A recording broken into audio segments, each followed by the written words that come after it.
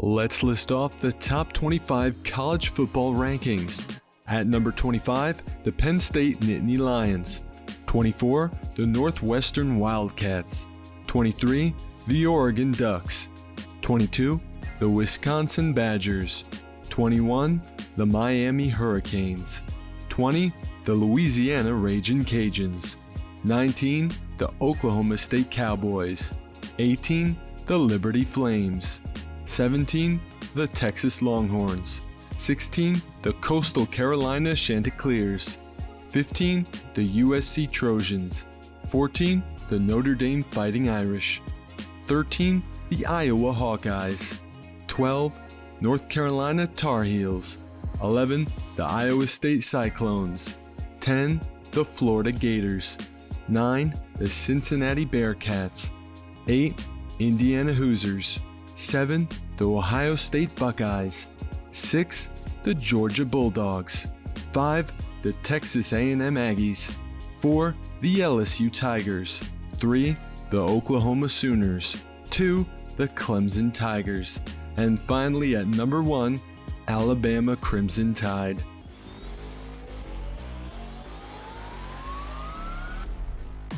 First rankings from the College Football Playoff Selection Committee brought to you by Allstate and Tulsa, who is on track to play Cincinnati twice. Now, they meet in a makeup game at the end of the season, but they also are on track to play in the American Conference Championship game. So, it might be an opportunity for a couple of good wins for the Bearcats. What do you see here, Jesse?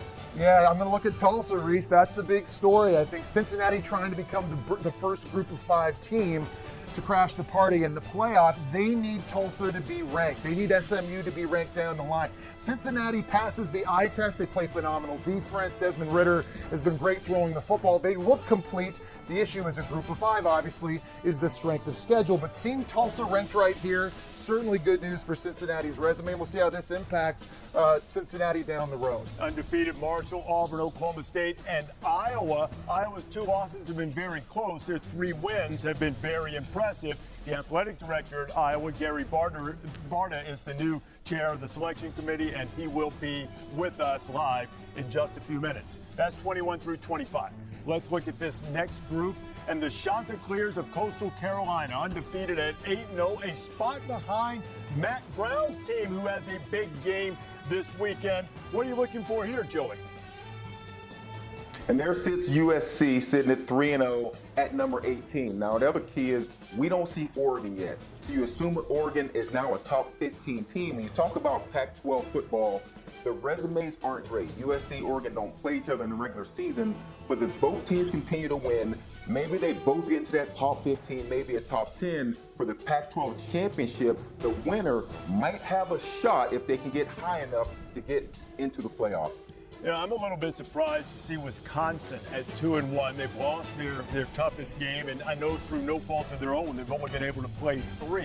But Wisconsin sitting at 16 in their game this weekend, I believe, just got postponed as well. Okay, so let's look at 15 through 11, and there are the Ducks of Oregon that Joey referenced, and there is a bit of a surprise that BYU, and I referenced earlier, their schedule certainly doesn't measure up, but we've talked about them a lot. The Cougars, with the eye test, they more than measure up. They only have one more game left on the schedule against San Diego State. There is a possibility of adding another one along the line, but BYU much lower than expected, and Iowa State, they're at 6-2 at number 13. Oklahoma and Indiana up at 11 and 12.